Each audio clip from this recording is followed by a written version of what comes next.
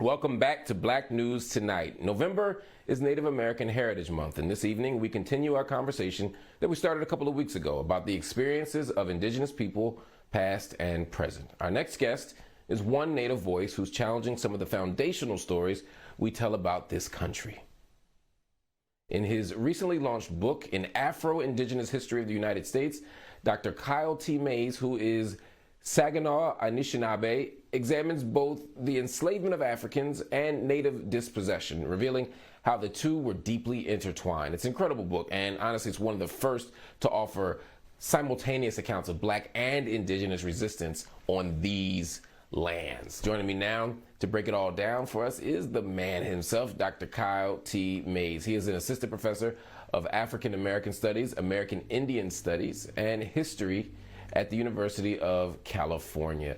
Welcome to the show, Dr. Mays. Your book looks at U.S. history, taking in consideration Black people's experiences, Indigenous people's experiences. Why is it important to consider both of those at the same time? For me, it's important, Mark, and thanks for having me on the show, that we understand that the dispossession of Native peoples and the enslavement of African peoples was central to the development of U.S. democracy. Often we might talk about one or the other, or we might continue to erase the history of Native peoples in this country. But in order to understand democracy, we have to understand how these things have been related since the founding of the nation and certainly well into the present. And the second part, of course, is that settler colonialism and capitalism have been central ideologies and practices that have continued well into the present to the detriment of Black and Indigenous peoples. Your book points toward the need for a kind of consistent dialogue between Black communities and Indigenous communities. What do we have to learn from each other? Well, I think there's a couple of myths that I like to point out. I'm sure you heard in a barbershop or family that the Indians enslaved Black people, right? And of course, there were 5 tribes, the Choctaw, Chickasaw, Cherokee, Creek, and Seminole who enslaved, but that is only a small portion of tribal nations of the 574 federally recognized tribes who enslaved Africans, right? And so that narrative gets picked up that all Native tribal nations enslaved Black peoples. The second thing is that through a Standing Rock suit intellectual, Vine Deloria Jr. wrote "Custer Died for Your Sins: An Indian Manifesto" in 1969. And he has a chapter called "The Red and the Black." And in that chapter, and people pick up on this later, certainly going forward, that Black and Native peoples have nothing really in common. That is, African peoples are fighting for civil rights and Native peoples are fighting for treaty rights. And so we're trying to dispel that particular notion going forward. And finally, as Black queer feminist Audre Lorde told us, that no particular oppressed group are natural allies, right? And, you have even today, hoteps, if you will, who claim that there are the original peoples. And we have to dispel that myth because it's dangerous rhetoric that erases Indigenous peoples. Say a little bit more about that. When you say that, and I don't particularly use the term hotep, but you're saying that there are pockets of thought that would suggest that African people or Black people are the original people. And are you saying that it's inadequate as an analysis because we should say that there are multiple original peoples, or are you saying that Black people aren't the original people and that Indigenous people are? I'm just trying to clarify for the audience.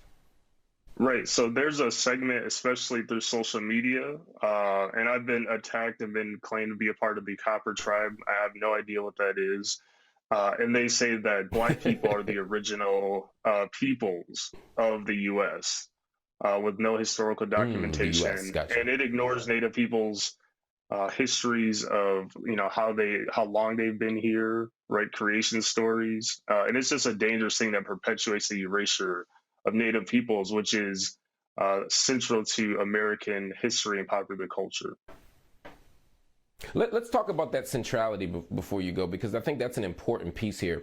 As Black folk, we often increasingly talk about how the enslavement of African people is central to American democracy. America doesn't exist without the enslavement of African people. The cotton industry, the Southern economy, the American economy doesn't exist without the unpaid, exploited labor of African people. So there's a way that we sort of understand that. Even in the reparations conversation, we're beginning to come to terms with how the banking industry, the universities, all of those things are built on the labor of enslaved people.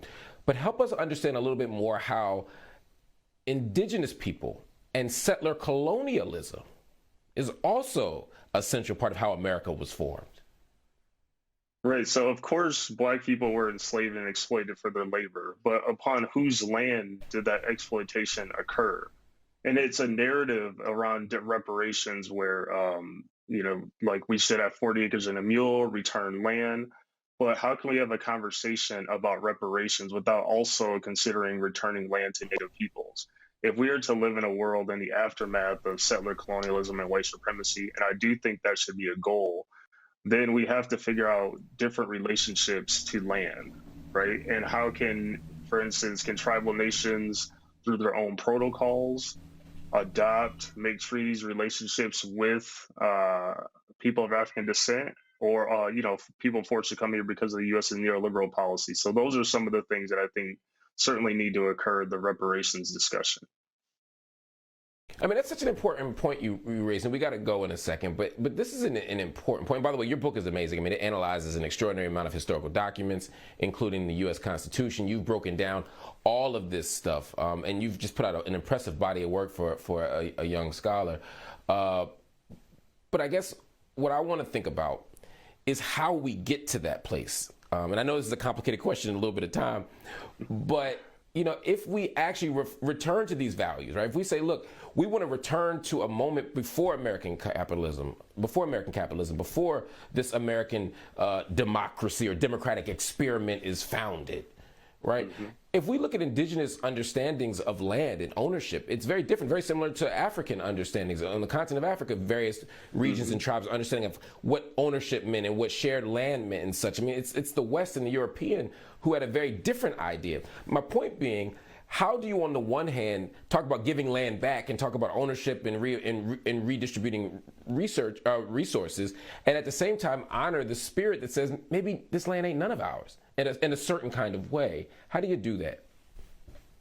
Well, I think one, as you mentioned, returning back to epistemology and the ways of knowing and being stewards of the land and building good relationships with the land. And two, you have Black and Indigenous women and queer folks in Washington State, a particular group gathering our roots, who are finding ways, and while they're purchasing property, and perhaps that's not the long-term goal, they're trying to find a healing space where Black and Native peoples can live and cohabitate together. And I think small steps like that and the long-term goal of returning land is important for the right now. And again, following the lead of Black women and Indigenous folks going forward will be an important part in the land back movement. The land back movement is an important one, and I think it's a space for all of us, and by all of us I mean indigenous folk, Africans in America, etc., to come together and really think about what justice looks like and how we can fight against this vicious legacy of white supremacy and settler colonialism. So Dr. Mays, thank you so much for joining me on the show, and best of luck with the book. Everybody, I encourage you to buy the book. It's called An Afro-Indigenous History of the United States. It is available everywhere where great books are sold, but especially independent Black bookstores.